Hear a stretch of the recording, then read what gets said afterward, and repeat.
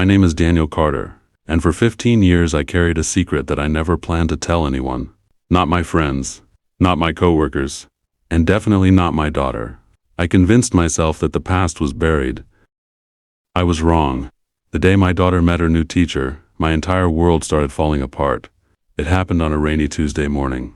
My 10-year-old daughter Lily was excited because it was the first day of 5th grade. She had spent nearly an hour choosing her outfit. By the time we arrived at Maplewood Elementary School, she was practically bouncing with excitement. "Dad, do you think my new teacher will be nice?" she asked. "I'm sure she will," I replied. At the time, I believed those would be the most ordinary words I spoke all day. I parked the car and walked Lily toward the school entrance. Parents crowded the sidewalks. Children ran in every direction. Everything looked normal. Then I saw her.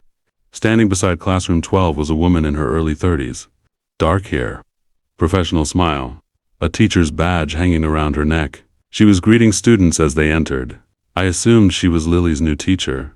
Nothing seemed unusual until her eyes met mine. The smile disappeared. Not completely, just enough for me to notice. For a brief second she looked shocked, almost frightened. Then she quickly recovered. I felt an odd sensation in my stomach, like I had missed something important. Lily waved. "Hi, I'm Lily Carter." The teacher smiled warmly. "Welcome, Lily." Then she looked directly at me and said something that instantly made my blood run cold. "Mr. Carter." I froze. Most teachers would have asked my name or looked at a registration sheet, but there wasn't one in her hands. Yet somehow she already knew who I was. Maybe that shouldn't have bothered me. Schools keep records. Teachers know parents' names. There was probably a simple explanation. Still, something felt wrong. Very wrong. She extended her hand. "I'm Emily Harper." I shook it. Her grip was firm. Her eyes never left mine. For a moment, it felt less like a greeting and more like an examination, as if she were studying me, trying to confirm something. "Nice to meet you," I said. A strange expression crossed her face. "Yes," she replied softly. "It certainly is." I walked away with Lily, but the interaction stayed in my mind all day. I couldn't explain why. That evening, Lily came home excited. She couldn't stop talking about her new teacher. "She's amazing, Dad." "That's great. She already knows so much about everyone." I laughed. "That's her job." But Lily shook her head. "No, I mean really knows." "What do you mean?" Lily thought for a moment. Then she said something that made my heart skip a beat. She asked if Grandpa still liked fishing. I stared at her. "What?" "Yeah," she asked if Grandpa still goes fishing at Lake Warren. I nearly dropped the plate I was holding. My father had spent years fishing at Lake Warren, but we had moved away over a decade ago. Very few people knew that, certainly not a teacher who had only met my daughter that morning. "Lily, are you sure?" "Of course." Maybe she was talking about someone else. "Nope," she said, "your dad." I forced a smile, then changed the subject. But that night I barely slept.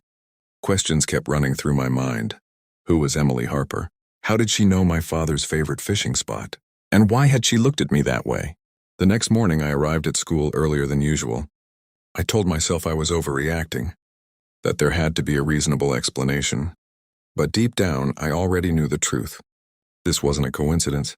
I found Emily arranging books inside her classroom. When she noticed me, she didn't appear surprised, almost as if she had expected me. "Mr. Carter, we need to talk." She closed the book in her hands. The room suddenly felt very quiet. "What about?" I lowered my voice. "How do you know my family?" For several seconds she said nothing. Then she walked toward the classroom door and closed it. My pulse began to race. The expression on her face wasn't anger. It wasn't fear. It was sadness. The kind of sadness that comes from carrying something for a very long time. Finally she spoke. "I've been wondering when you would ask me that." A chill moved through my body. "What does that mean?"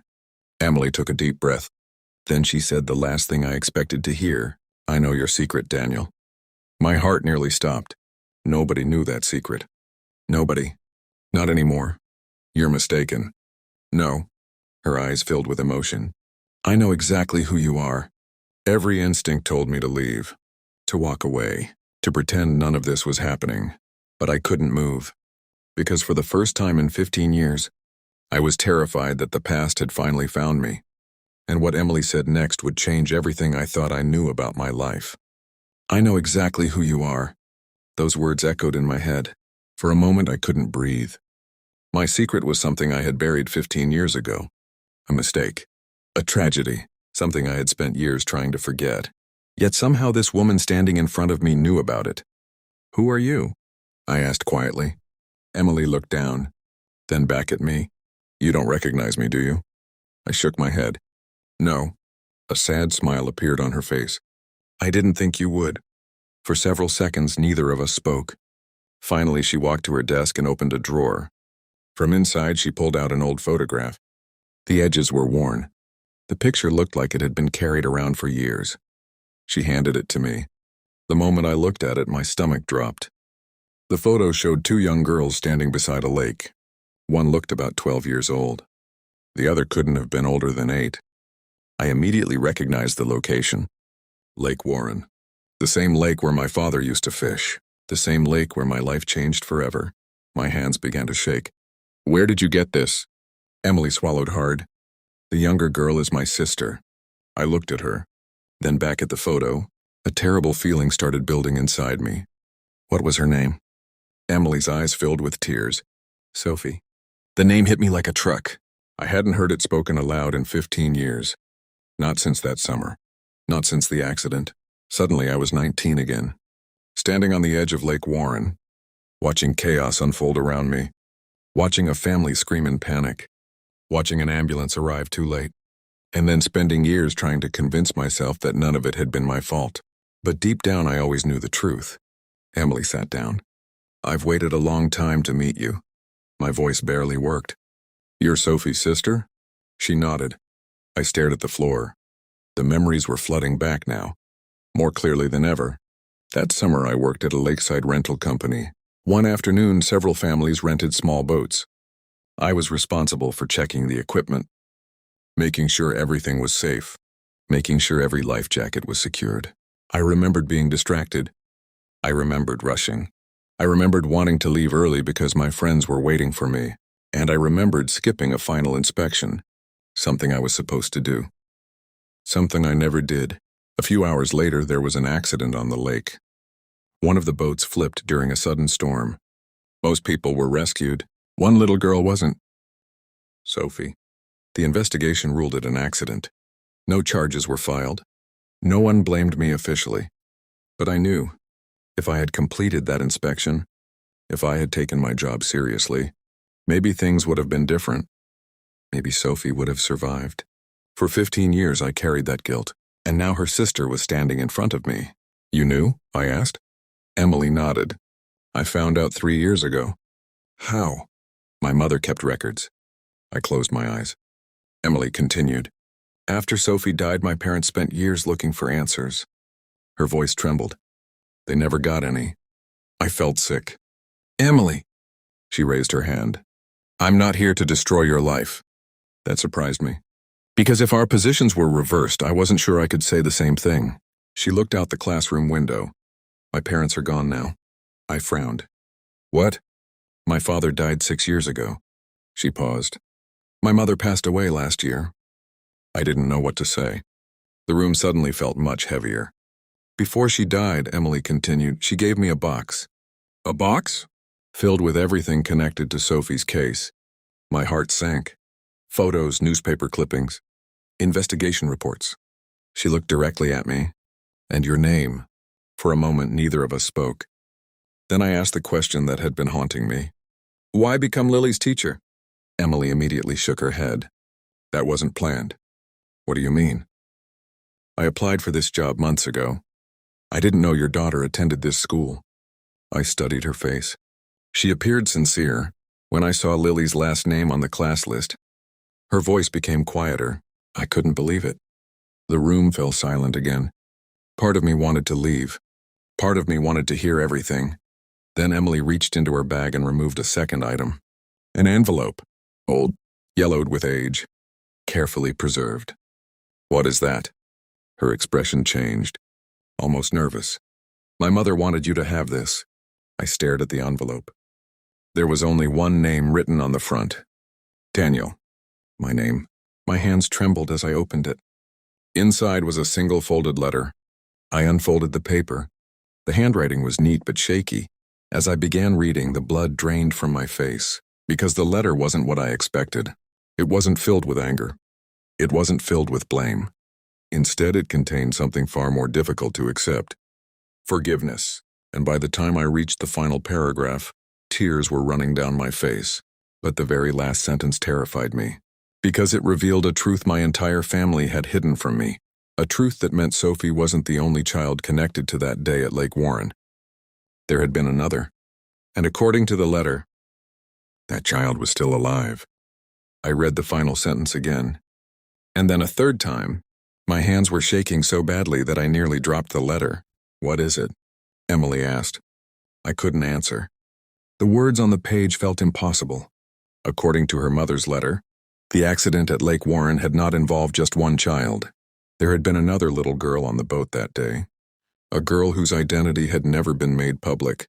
A girl who survived. For years I believed I knew everything about what happened, but suddenly I realized I knew almost nothing. I looked at Emily. This can't be true. It is. Why wasn't this mentioned in the investigation? Emily took a slow breath. Because her family requested privacy. I stared at the letter. Nothing made sense anymore. Who was she? Emily hesitated. Then she sat down across from me. My mother spent years trying to find answers. Her voice was calm now. As she researched the accident, she discovered something strange. What? The second child disappeared from every public report. I frowned. Disappeared? Emily nodded. No names. No interviews. No photographs. A chill ran through me. Why? Because someone wanted the story buried. The room suddenly felt colder. I looked back at the letter. Near the bottom was a name, one I recognized immediately. Richard Carter. My father. My heart stopped. What?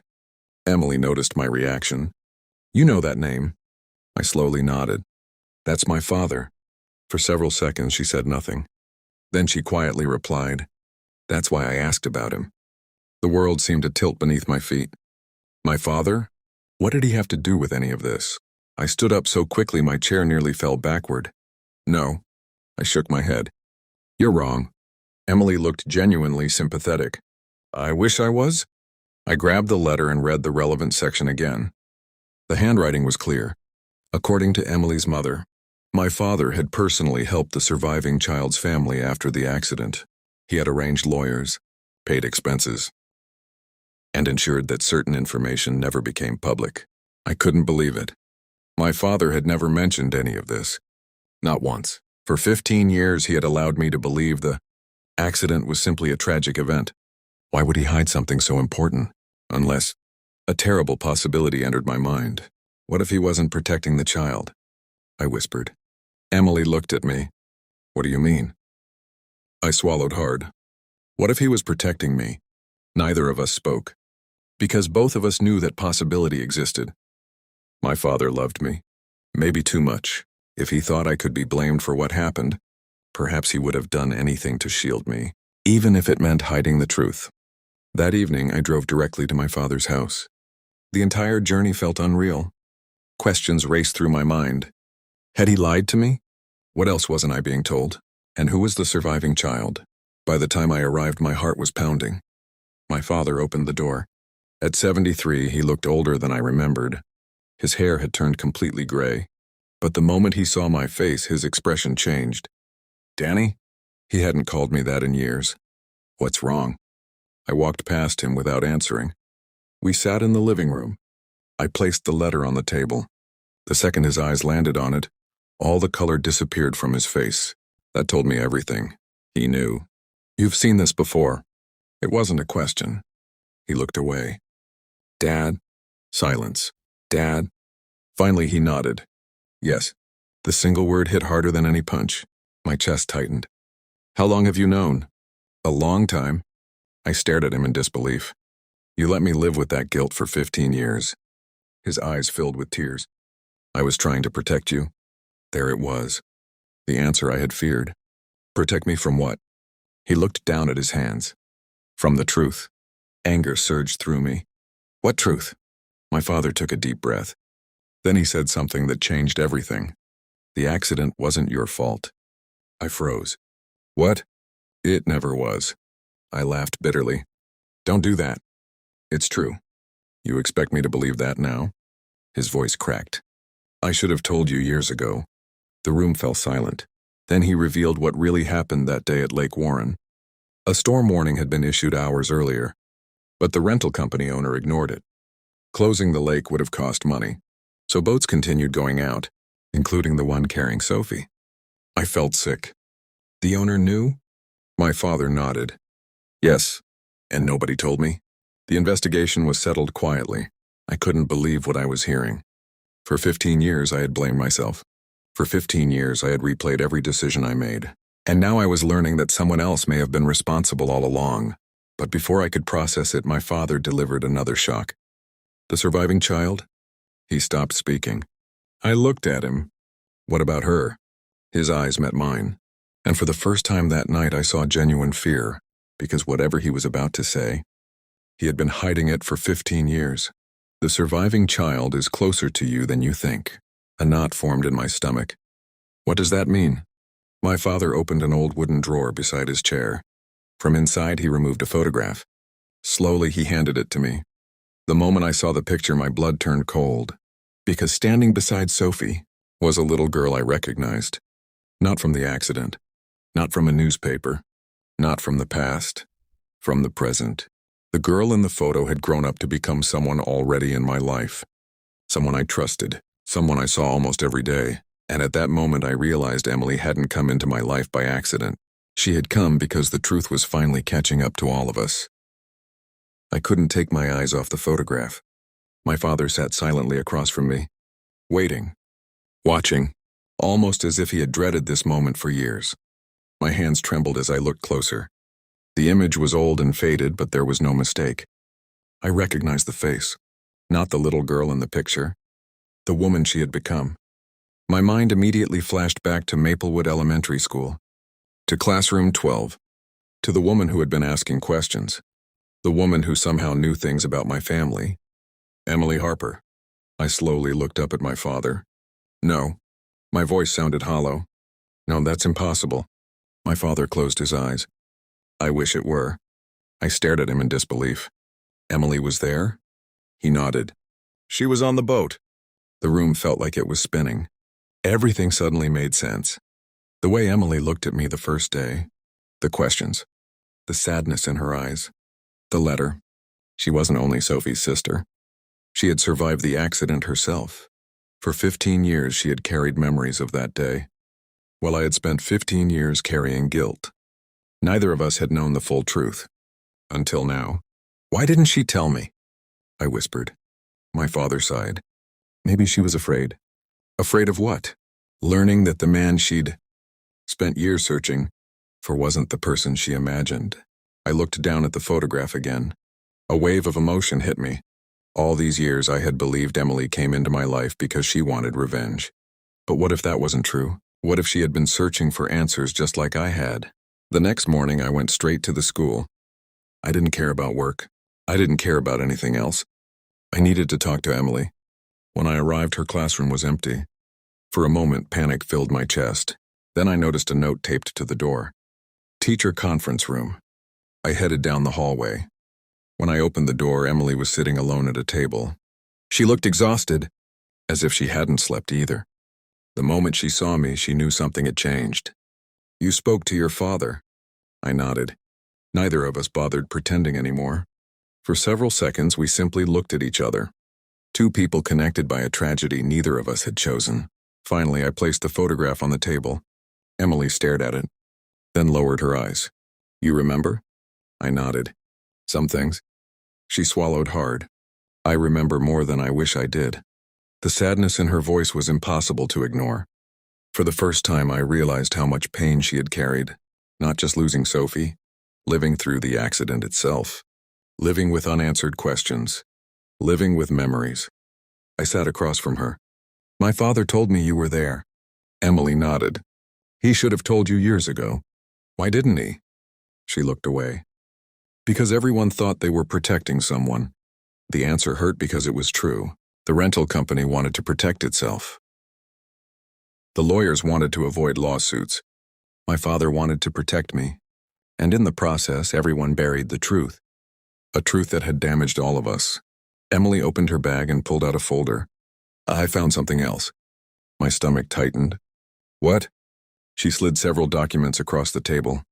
Old insurance records, witness statements, internal reports. As I read them, my hands began shaking again, because they confirmed exactly what my father had said.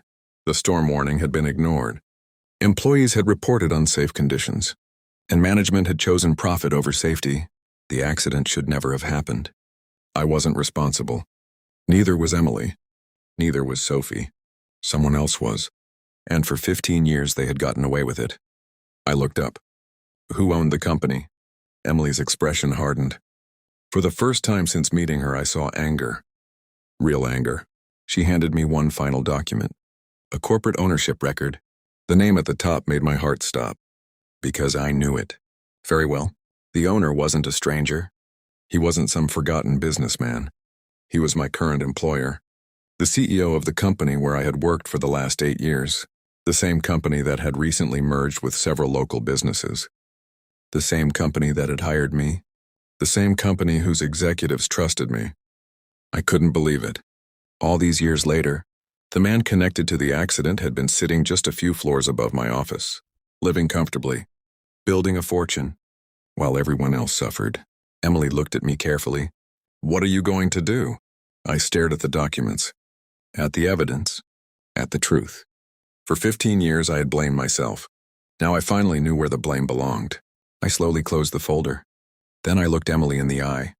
For the first time in my life, my voice was steady. I'm going to stop running from the past. Emily didn't smile. She simply nodded. Because both of us understood. This wasn't about revenge anymore. It was about the truth. And once the truth came out, a lot of powerful people were going to have a very bad day. For 15 years I had lived with guilt. Every birthday, every holiday, every family gathering. There was always a part of me that believed I had taken something from another family, something that could never be returned. Now for the first time I knew the truth. But knowing the truth wasn't enough. The people responsible had hidden behind lawyers, money and silence for 15 years. And unless someone finally stood up, they would continue doing exactly that. A week later, Emily and I met with an attorney. Not because we wanted revenge, not because we wanted money, because we wanted the truth on record. The attorney spent hours reviewing the documents, the storm warnings, the internal reports, the witness statements. When he finally leaned back in his chair, his expression was serious. These records should never have been hidden. My stomach tightened. So what happens now? He looked directly at us.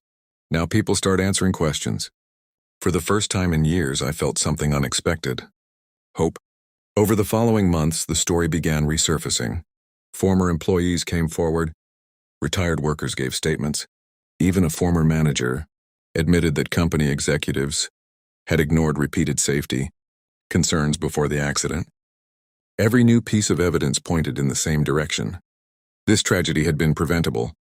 The public reaction was immediate. News outlets covered the story. Local residents demanded accountability. Families who had been affected by other safety incidents started sharing their experiences. The truth had finally escaped the box people had locked it in 15 years earlier, and once it was out, nobody could force it back inside. One afternoon, I was called into the CEO's office. The same man whose name appeared on the ownership records. The same man connected to the company that operated Lake Warren that summer. He sat behind an expensive desk.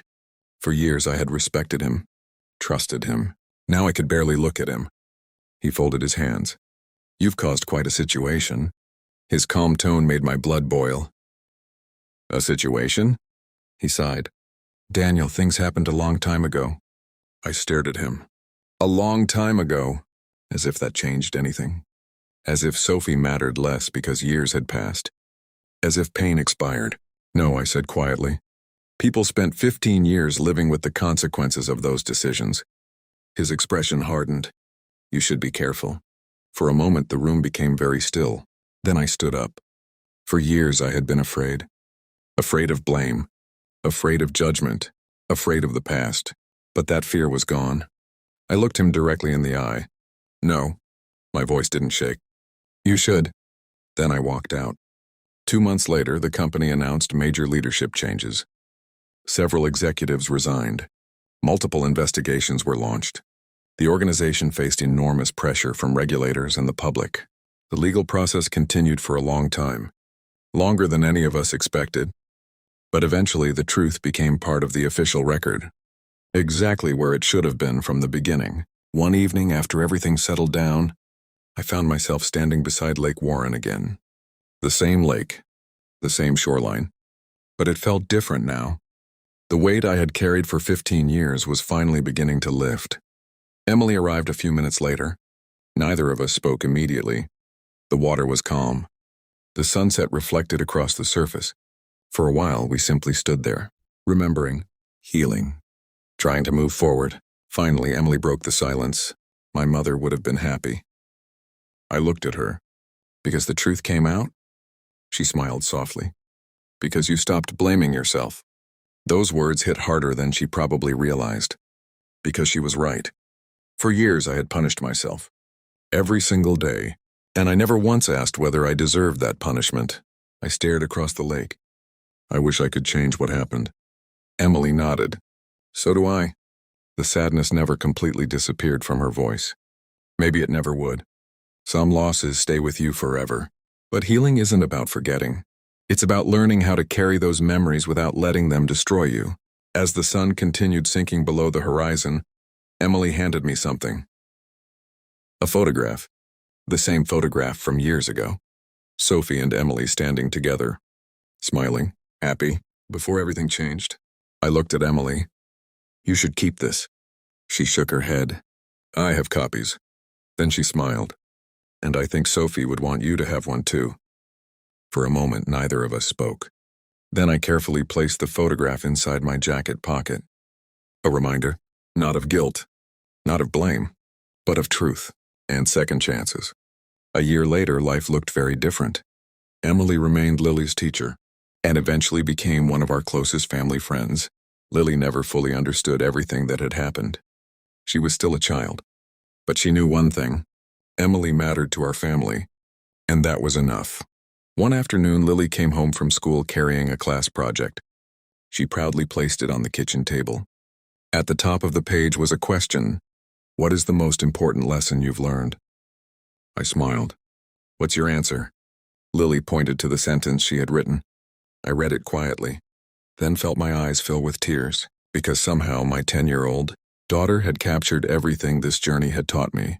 The sentence read, "The truth can take a long time to arrive, but it always matters when it does." And for the first time in 15 years, I finally believed it.